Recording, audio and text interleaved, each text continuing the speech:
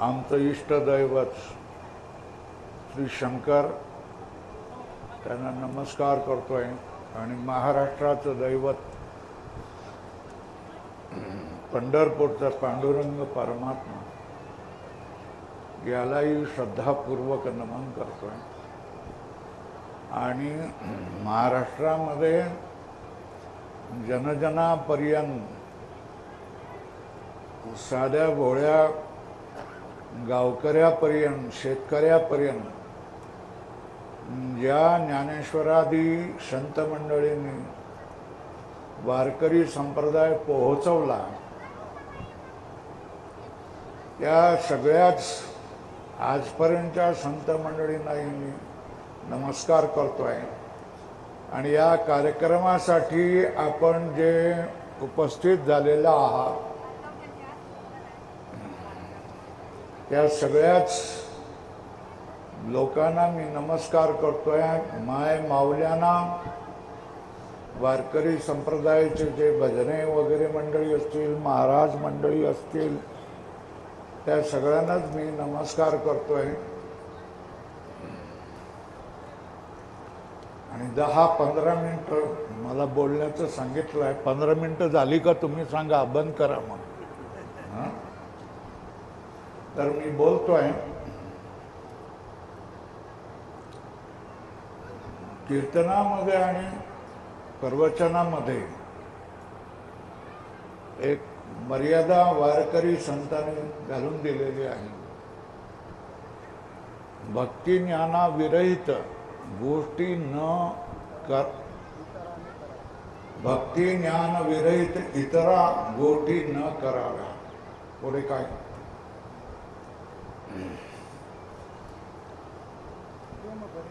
प्रेम भरे वैराग्याच्या युक्ती विवराव्या, जेणेकरून मूर्ती ठसावी अंतःकरणी श्री हरीची, ऐसी कीर्तन मर्यादा आहे संतांच्या घरची। तेव्हा ज्यावेळेला कधी कुठे कार्यक्रम असतो, धार्मिक कार्यक्रम असतो, त्यावेळेला अशाच लोकांना बोलवावं जे आपणाला भक्तीविषयी काही मार्गदर्शन करतील किंवा ज्ञानाविषयी काही बोध करतील। आणि बोलणाऱ्यांनी सगळ्यांनी याचं भान ठेवावं। मी आणि संसार याच्याविषयी बोलू नये, फक्त देवाविषयी बोला। हा जो कार्यक्रम असतो, ही जी माता माऊल्या या ठिकाणी आलेल्या आहेत, रांधा वाढा उष्टी काढा, याच्यामध्ये सगळं जीवन खपलेले असतं। ते 2 क्षण विश्रांतीसाठी इथे आलेले असतात की तुमच्या मुखातून काहीतरी बोध मिळेल, ज्ञान मिळेल, जीवनाला मार्गदर्शन मिळेल आणि आमच्या हातून काही परमात्म्याचं कार्य होईल। तेव्हा याच गोष्टी बोलाव्यात, बाकीच्या इतर गोष्टी बोलू नये। वेळ थोडा आहे आणि थोड्या गोष्टीवर मी बोलणार आहे। काहीतरी बोलायचं, इतर काही न घेता इतर विषयावर बडबडत राहणं, याच्यापेक्षा नेमका काही अभंग वगैरे घेऊन बोललं तर ते बरं असतं। आता तुम्ही ऐकलात ना कृष्णानंद महाराज,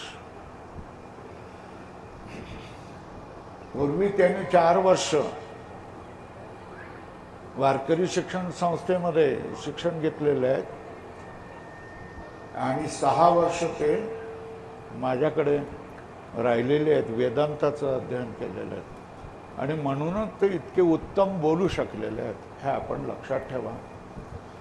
तेव्हा आपणाला जर बोलता यायला पाहिजे तर संत वाङ्मयाचा आपला अभ्यास असला पाहिजे, वेदांताचा आपला काही अभ्यास असला पाहिजे। आज वेदांताचा आणि संतवाङ्मयाचा अभ्यास न करता जे बोलतात त्याच्यामुळे श्रोतांचा विरस होतो. श्रोतांना उगाच आपण या ठिकाणी आलो आहे असं वाटून जातो. असू द्यात. एक छोटासा अभंग मी घेतोय आणि त्याच्यामध्ये मी बोलतोय.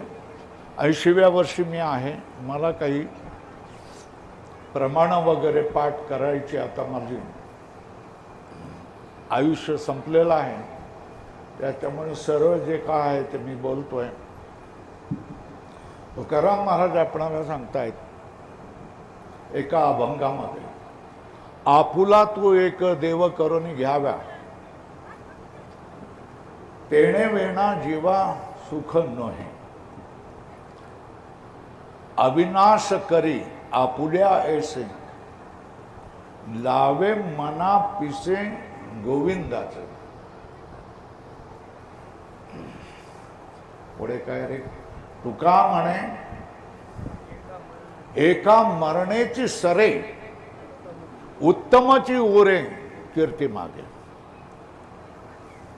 तुम्हाला आम्हाला सगळ्या जणांना तुकाराम महाराज कळवळ्याने सांगतायत की आपण आपल्या संसारिक जीवनामध्ये आपला नवरा, आपली बायको, आपलं मूल, आपली गाडी, आपला बैल, आपला घर, आपली फॅक्टरी, आपलं दुकान, या सगळ्या जणांनाच काय म्हणत असतो आपण? आपला असं म्हणत असतो. हे आपलं म्हणणं कशासाठी असतं? की ज्याला आपण आपलं म्हटलेलं असतं तो माणूस आपणाला मदत करत असतो. कारण त्याला आपण आपला म्हटलेला आहे म्हणून तो माणूस आपल्या संकटमोचक असतो. संकटाच्या वेळेला हाक मारला तर येऊन जातो, आपणाला मदत करतो, संकट दूर करतो. यासाठी आपण या सगळ्या लोकांना, जे मगाशी सूची सांगितली आहे त्या लोकांना आपलं म्हटलेलं आहे. पण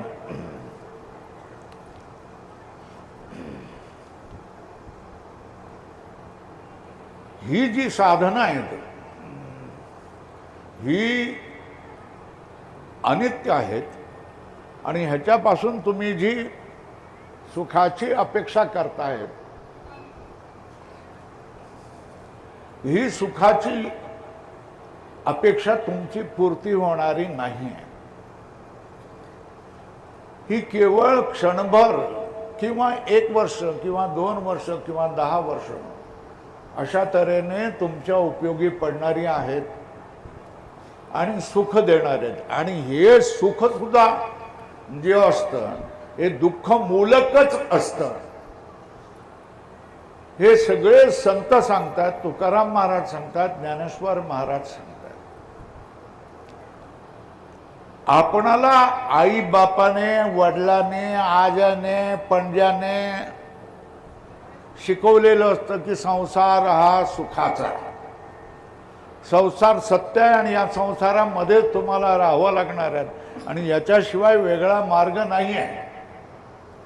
हे आपणाला खापरपंजाने, आज्याने, पणजाने, वडिलाने सगळ्यांनी आपल्या डोक्यावर मारलेलं असतं. पण संत हे याच्या विपरीत सांगत असतात. नाही, संसार हा सुखाचा नाही आहे. संसार हा तात्पुरता सुखाचा वाटतो पण तो दुःखाचाच आहे आणि शेवटी आपणाला दुःखच मिळणार आहे. आपणाला मरणाचं भय असतं, आपणाला जुन्या गोष्टी झालेल्या आहेत त्याच्या चिंता असतात, आपणाला भविष्याच्या चिंता असतात, आपणाला वर्तमानाच्या चिंता असतात. हे शास्त्रवाले लोक सांगतात की तुमचा एक जन्म नाही तर अनेक जन्म तुम्हाला, अनेक योनीमध्ये तुम्हाला जावं लागणार आहे आणि यालाच भवसागर म्हणतात. तर प्रत्येक योनीमध्ये गर्भवासला जाणं आणि मरणं, जाणं आणि मरणं ही क्लेशदायक परिस्थिती आहे आणि हे शास्त्रीय लोक आपल्याला सांगत असतात. या सगळ्यापासून आपणाला केवळ आणि केवळ भय दुःख याच गोष्टी मिळत असतात, तर सुख नावाची गोष्टच नसते. सुख पाहता जवा पाडे, दुःख आभाळा एवढे. ओ संत जे सांगतात तेच त्यांच्या अनुभवाने सांगतात, ते आपणाला खरं मानलं पाहिजे. याच्यावर उपाय आहे की नाही, तर याच्यावर संत मंडळी सांगतात याच्यावर उपाय आहे. ते काय काय मग उपाय आहे? तुकाराम महाराज सांगतात, आपुला तो एक देवची करुणी घ्यावा. म्हणजे काय? देवालाच तुम्ही आपलासा करून घ्या. आपलासा हे महत्वाचं आहे. जशा तऱ्हेने काम मिळावं म्हणून सरकारी अधिकाऱ्याला आपलं केलं जातं, त्याला काय देऊन, काही पैसे देऊन, द्रव्य देऊन करून देतं. विहीर मिळवायची असेल सरकारची फुकट, तर त्या इंजिनियरला 40,000 रुपये द्यावे लागतात. हे उघड गुपित आहे का? हे उघड आहे गोष्ट. म्हणजे तो त्या माणसाने जर त्या ऑफिसरला जर आपलंसं केलं तर त्याला ते विहीर मिळणार आहे. तशाच तऱ्हेने सांगताय की तुम्ही देवाला आपलंसं करा, देवाला तुम्ही आपला बनवा. देवाला तुम्ही आपला बनवला तर देव तुमच्या सगळ्याच्या कामामध्ये तुम्हाला मदत करेल, संकटामधून बाहेर काढेल, तुमचा योगक्षेम करेल, तुमचं दुःख दूर करेल. तेने विना जीवा सुख नव्हे. भगवंताला प्राप्त केल्याशिवाय जीवाला सुख मिळत नाही, मिळू शकत नाही, कोणालाही मिळालेलं नाही. उत्तम लाखो करोडो रुपयाचे मालक असणारे माणसं मरताना रडत रडत हाय हाय करत गेलेले आहेत, जात असतात. पण जे रडत येतात पण जाताना मात्र सुखाने हसत जातात. धन्य आम्ही जन्मा आलो, दास विठोबाचे झालो, असं म्हणण्याचा ज्यांना अधिकार होतोय की आम्ही जन्माला आलोय, आम्हाला जन्म ओझं वाटत नाही. आम्ही विठ्ठलाचे दास आले, आमची सगळी बुद्धी परमात्म्याला लागलेली आहे, याचा आनंद त्यांच्या जीवनामध्ये धन्यता असते. आपण या संसाराच्या जडजंबाळामधून सुटलो आणि भगवंताची कृपा प्राप्त केली, याच्याबद्दल त्यांच्या मनामध्ये धन्यता असते. म्हणून तुकाराम महाराजांनी पहिल्या चरणामध्ये काय सांगितलेलं आहे? केवळ एका देवालाच आपलंसं करा, बस. दुसऱ्या कोणाला तुम्ही आपलं करण्यासाठी झिगझिग करण्याची जरुरी नाही. त्याचं कारणही सांगितलंय. काय, का, कशासाठी? तेने विना जीवा सुख नव्हे. भगवंताच्या प्राप्ती केल्याशिवाय, भगवंताला आपलासा केल्याशिवाय जीवाला कधीही सुख मिळू शकत नाही. जीवाला दुःखच मिळणार आहे. हे तुकाराम महाराज पहिल्या चरणामध्ये सांगतात. मी संक्षिप्ताने सांगतोय कारण त्यांनी मर्यादा दिलेली आहे. आता दुसऱ्या चरणामध्ये सांगतात, येरती माईके दुःखाची जनिती नाही आदिर अंतिर अवसान. भगवंताच्या शिवाय ज्यांना ज्यांना म्हणून आपलं मानतोय, आपली बायको, आपला नवरा, आपली गाय, आपली म्हैस, आपली मोटार, आपली गाडी, आपली जमीन, ती सगळी येरती माईके, मायेपासून बनलेली आहे आणि दुःखच देणारी आहेत. दुःखाशिवाय ते दुसरं संसाराचाच पर्याय हा दुःख आहे आणि दुःखाचा पर्याय आहे संसार आहे. आणि भगवंत हाच सुखाचा पर्याय आणि सुखाचा पर्याय भगवंत आहे. या दोन्ही विपरीत गोष्टी आहेत आणि ह्या विपरीत गोष्टी भगवंताला आपलासा तुम्ही केला तर तुम्हाला सुख मिळेल, जीवाला त्याच्याशिवाय सुख मिळू शकत नाही, एक सांगितलं. दुसरी गोष्ट सांगितली की भगवंताशिवाय दुसऱ्या कोणाला तुम्ही आपलं मानलं तर तुम्हाला दुःखच मिळेल. आणि ह्या वस्तू आधीही राहणार नाहीत, अंतामध्येही राहणार नाही, मध्येही राहणार नाहीत. मग याच्या विपरीत अविनाश, तिसरा चरण, अविनाशी करी आपुल्या ऐसे लावी मना पिसे गोविंदाचे. बरोबर आहे.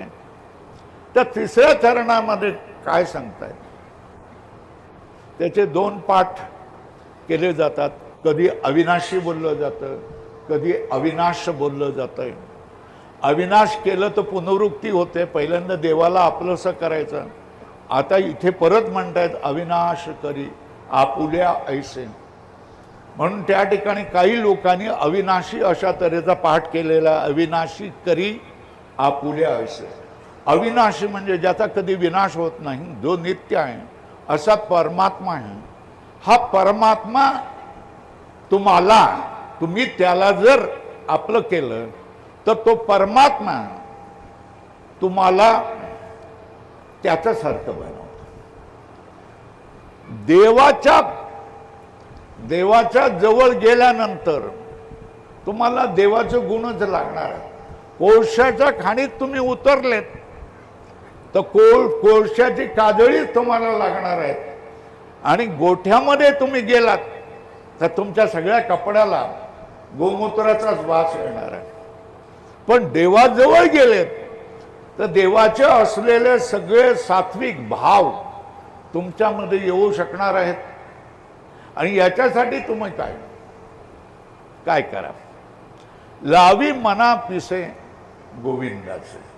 पिसे याचा अर्थ काय, पिसाचा अर्थ आहे वेड. वेड म्हणजे काय, एका वस्तूची किंवा एका गोष्टीची मनाला लागलेली धून, याला म्हणायचं वेड. लावी मना पिसे गोविंदाचं, गोविंदाचं मनाला वेड लाव. हा विधी सांगितलेला आहे. विधी सांगितलेला आहे म्हणजे आपणाला काय करायचं आहे. देवाला आपलंसं करायचं असेल तर देवाचं वेड लावून घ्यावं लागेल. जीवनामध्ये देवाचं वेड लावून घ्यावं लागेल. आणि ते जीवाला जर देवाचं वेड लावून घ्यायचं असेल तर काया वचा मनाने आपल्याला देवाचं चिंतन करावं लागतं. ते चिंतन करण्यासाठी साधू संतांनी वेगवेगळे मार्ग सांगितलेले आहेत. नामस्मरणाचा मार्ग सांगितलेला आहे, देवाच्या द्वारामध्ये जाण्याचा मार्ग सांगितलेला आहे, साधू संतांचा दर्शनाचा मार्ग सांगितलेला आहे, जपाचा मार्ग सांगितले आहेत. हे जपाच्या आणि साधू संतांच्या दर्शन वेगवेगळी साधनं सांगितलेली आहेत. ही साधनं तुम्ही केल्यात तर तुम्ही देवाच्या अधिक जवळ जवळ जवळ आपण जाऊ शकतोय. तेव्हा इथे जमलेली जी ही शेकडो माणसं आहेत, या शेकडो माणसांना कीर्तनकाराविषयी काय वाटतं मला तुम्ही सांगा. कीर्तनकाराने हसवावं, घडीभर हसवावं एवढंच वाटतं, विनोद करावा असं वाटतंय. पण कीर्तन आणि प्रवचन हे विनोद करण्यासाठी नसतात. विनोदासाठी दुसरी साधना आहे, तिकडे तुम्ही जायचं. इथे आल्यानंतर गंभीर गोष्टीच आपणांना समजून घ्यायच्या आहेत, मनामध्ये उतरवायच्या आहेत आणि त्याच्याप्रमाणे वर्तन करायचं. एवढी माणसं, एवढ्या मावल्या आलेल्या आहेत, पुरुष मंडळी आलेले आहेत. यांच्यापैकी माझ्या बोलण्याने एक जरी माणूस म्हणाला की मी माझं सगळं जीवन आता देवाला वाहून घेतोय. अहो, तरुण आपण होतो, लग्न केलं, बायको मिळाली, मुलांना वाढवलं, ठीक आहे. पण नातुंडामध्ये जीव घालवता कशाला तुम्ही? नातुंडामध्ये जीव लावता कशाला? जीव लावायचा तर देवाला लावा ना. आता एवढं वय झालेलं आहे तर देवाला तुम्ही जीव लावा ना. नाही, माणसं तयार होत नाही.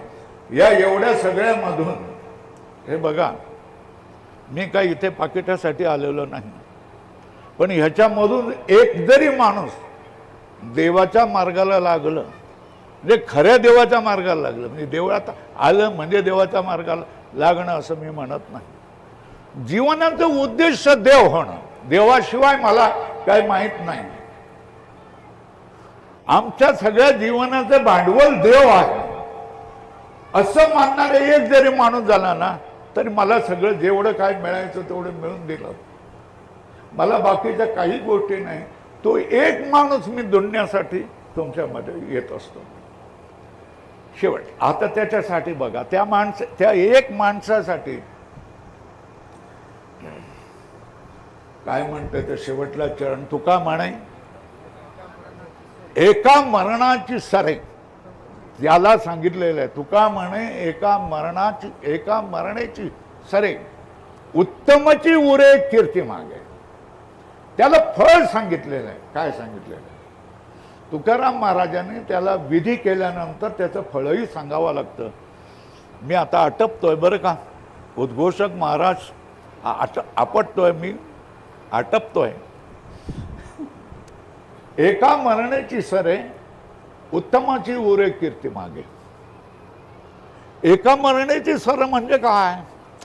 आपल्या पाठीमागे एक मरण लागलेलं नाही आहे. अनेक मरणामधून, अनेक कोटी मरणामधून आणि जन्मामधून आलेलो आहे. आणि अजूनही आपण किती कोटी जन्म आणि किती कोटी मरण घेणार आहोत आणि किती आयांना गर्भामध्ये बसून त्रास देणार आहोत याच्याविषयी चिंतन केलेलं आहे. की तो जर देव आपला या जन्मामध्ये एवढ्यामध्ये बसलेल्या एक माणसाने जरी देवाला आपलंसं केलं, देव तो स्वतः बनला, देवाच्या स्वरूपाला तो प्राप्त झाला, तर त्याला फळ काय मिळणार आहे हे सांगतात. आणि याच्यासाठी कोण तयार आहे माहित नाही. सांगतात एका मरणाची इतकी अनंत कोटी मरण घेऊन आपण आलोय. आता हे मरण आहे, हे शेवटलं मरण आहे. ह्या मरणाने तो काय होणं, संपून जाणार आहे. कोणाला वाटतं की संपून जावं म्हणून? कोणालाही वाटत नाही की संपून जावं म्हणून. पण तुकाराम महाराज सांगतात एका मरणाची सरे म्हटलं संपून जातो. सरण संपणं कशासाठी? तुम्ही संपवलं नाही ह्या ह्या जन्मामध्ये स्वतःच्या मरणाला संपवलं नाहीत, स्वतःच्या मरणाला मारलं नाहीत, तर आनंद कोटी जन्म त्या योनीमध्ये तुम्हाला जावं लागणार आहेत. आणि तुकाराम महाराज सांगतायत की हा माणूस ज्याने देवाला आपलंसं केलेलं आहे, तो त्याचं हे शेवटलं मरण होतं. त्याच्यानंतर तो म्हणाला की माझा जन्मही नाही आहे, मला कधी मृत्यूही नाही. तो म्हणेल, तुकाराम महाराज म्हणतात तसं, मुक्त कासया म्हणावे बंधन ते नाही ठावे. मुक्त होता परी बळे झाला बद्ध, घेऊन या छंद माझे माझे. हे म्हणायला लागेल तो. आणखी शेवटल्या 8व्या पादामध्ये सांगितलेलं आहे उत्तमची उरे कीर्ती मागे. काय सांग, हे ज्यांनी यांचे आजे गुरु असतील किंवा गुरु असतील, याने जो काही इथे राहून तपस्या केली, भगवंतासाठी अनुष्ठान केलं, त्याच्यामुळे गावाची शोभा वाढते. त्याच्यानंतर हे झाले, यांनी गावाचा चेहरा मोहरा बदलून टाकला, एक मठ स्थापन केला.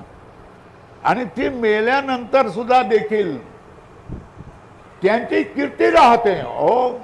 ज्ञानेश्वर महाराज, तुकाराम महाराज, नामदेव महाराज, एकनाथ महाराज या सगळ्यांनी आपापलं देवाच्या धर्माच्या प्रचाराचं काम केलं. ते कार्य करून समाप्त झाले. पण त्यांच्या पालख्या आपणाला उचलाव्या लागतात, घेऊन जाव्या लागतात.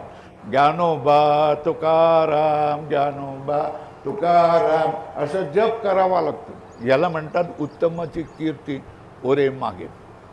आम्ही जो काही कष्ट देवाला प्राप्त करण्याचा कष्ट केलेला आहे, आम्ही कुठल्या फळासाठी करत नाही, आपल्या मुक्तीसाठीच आपण करत असतो. ह्या जगदंबरामधून, संसाराच्या याच्यामधून आम्हाला भगवंताने आमच्यावर प्रेम करून, अनुग्रह करून आम्हाला ह्याच्यातून बाहेर ठेवावा, आम्हाला असा अनुभव या काढोनी बाहेरी ठेविलो निराळा, कौतुक डोळा दावी आले, हा अनुभव आम्हाला या जन्मामध्ये यावा. म्हणून तुकाराम महाराजांनी सांगितलेलं आहे. काय सांगितलेलं आहे लक्षात राहायचं का? आपुला तो एक देव करून घ्यावा, तेणे विणा जीवा सुख नाही. येरती माईके दुःखाची जनिती, नाही आदिर अंतीर अवसाने. अविनाश करी आपुल्या ऐसे, लावी मना पिसे गोविंदाचे. तुका म्हणे एका मरणेची सरे, उत्तमाची उरे कीर्ती मागे. माझ्यासारख्या संन्यासाकडून तुम्ही काय अपेक्षा करू शकता? धाराप्रवाहाने याच्यावर बोलणारी, प्रमाण देणारी, एका पाठोपाठ एक लाईन लावलेले कीर्तनकार आहेत. त्यांच्या पुढे मी काय बोलणार?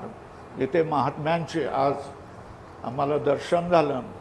मी काही मोठा माणूस नाही, मी हजारो लोकांना काही बिकवलेलं नाही आहे, थोड्या लोकांना शिकवलेलं आहे. मी काही महंत वगैरे नाहीत. हे महाराज महामंडलेश्वर आहे. मी ट्रस्टीमध्ये सुद्धा नाही आहे, महंत म्हणूनच नाही. ही स्वामी ही पदवी देखील आपल्याला काय झालेलं ओझं झालेलं आहे. तेव्हा बाकीच्या पदव्या परमहंस परिव्राजकाचार्य आणखी काय काय असल्या पदव्या देऊ नका. आम्हाला त्याच्यामध्ये काहीही सुख वाटत नाही.